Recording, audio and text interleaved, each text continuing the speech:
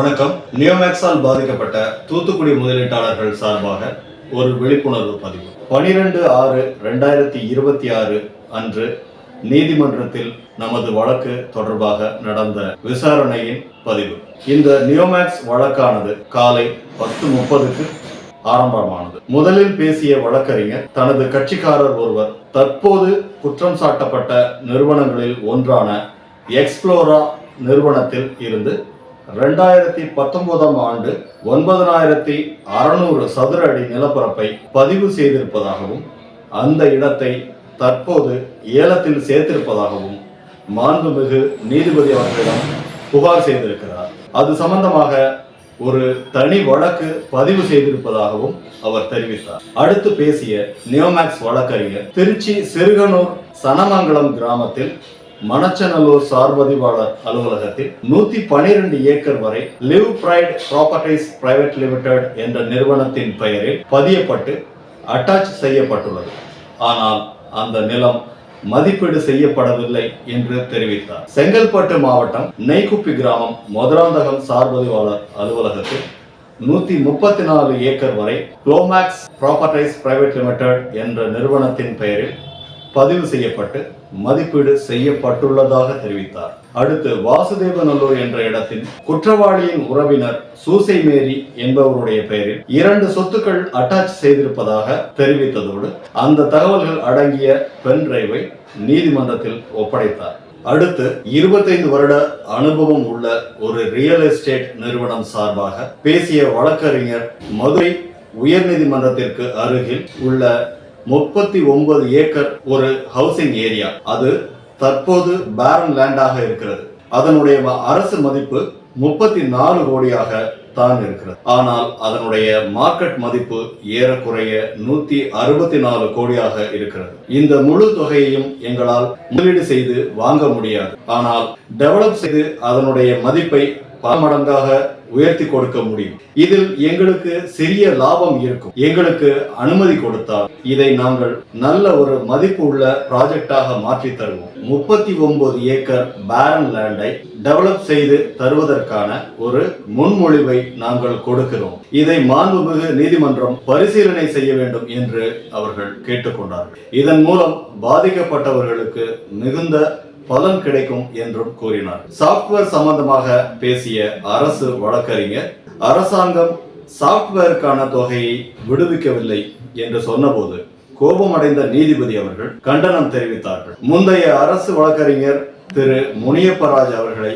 அழைத்து பேசுங்கள், 3 மாதத்திற்குள் நாங்கள் செட்டில்மெண்ட் சாப்ட்வேரை உருவாக்கி தருவோம் என்றுதான் அவர்கள் சொன்னார்கள். டிஎன்இகா வேலை தொடங்கிவிட்டதாகவும் பாதி வேலை முடிந்து விட்டதாகவும் அவர்கள் சொன்னார்கள்.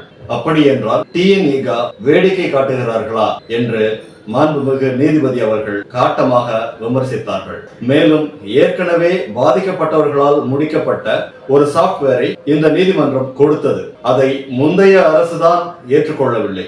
தற்போதைய அரசு அதை பரிசீலிக்கலாமே என்று அரசு வழக்கறிஞரிடம் சொன்னார்கள். அல்லது அரசாங்கத்திடமே கேட்போம், அசிஸ்டன்ட் அட்டார்னி ஜெனரல் அவர்களை வந்து பதில் சொல்ல சொல்லுங்கள் என்றும் சொன்னார்கள். அதற்குரிய பதிலாக காம்பிடன்ட் அத்தாரிட்டி, நாங்கள் எங்களுடைய EOW வெப்சைட்டில் செட்டில்மெண்ட் சாப்ட்வேர் கொண்டு வர முயற்சித்தோம்.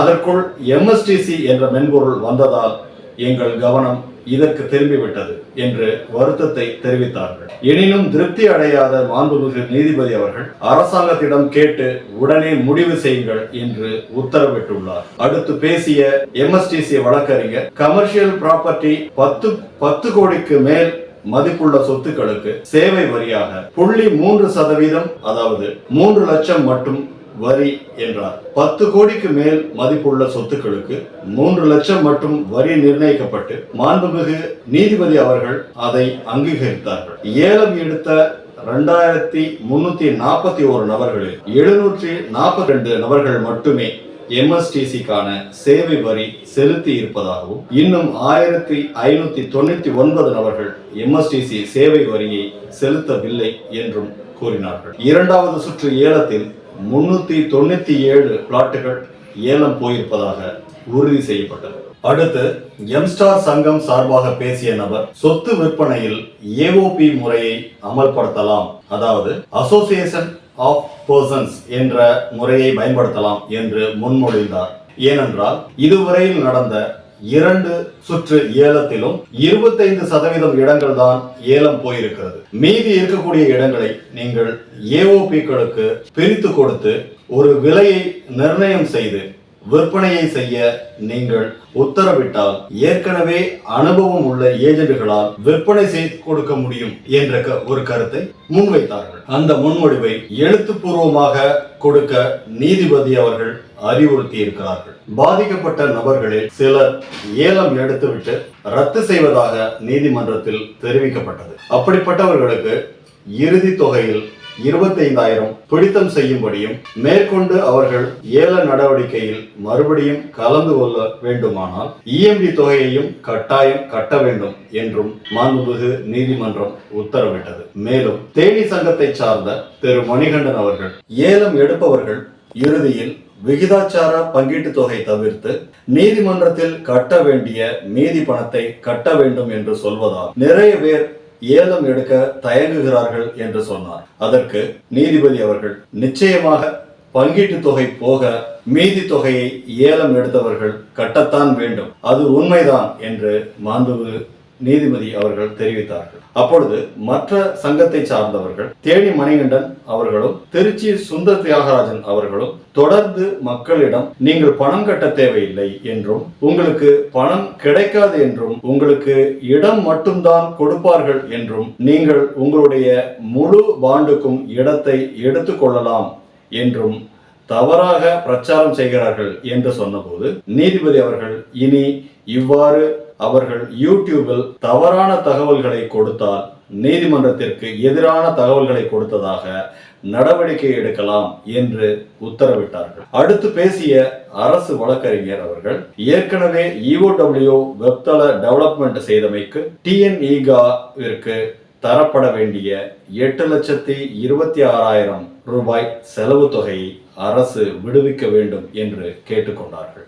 அடுத்து பேசிய வழக்கறிஞர் அழகர்சாமி அவர்கள் சவுத் ஜோன் எஸ்பி அவர்கள் 400 வழக்குகளை கையாளுகிறார்கள், அவரையே இந்த வழக்கில் காம்பிடன்ட் அத்தாரிட்டியாக நியமித்துள்ளார்கள். எனவே இந்த வழக்கிற்கு தனியாக ஒரு முழு நேர நிர்வாகியை நியமிக்க வேண்டும் என்று வலியுறுத்தினார்கள். மாண்புமிகு நீதிபதி அவர்கள் உடனே அதை ADGP அவர்களும் சார்புடைய அரசு செயலாளரும் அடுத்த விசாரணையில் நேரிலோ அல்லது ஆன்லைனிலோ கலந்து கொண்டு விளக்கம் அளிக்க வேண்டும் என்று உத்தரவிட்டிருக்கிறார்.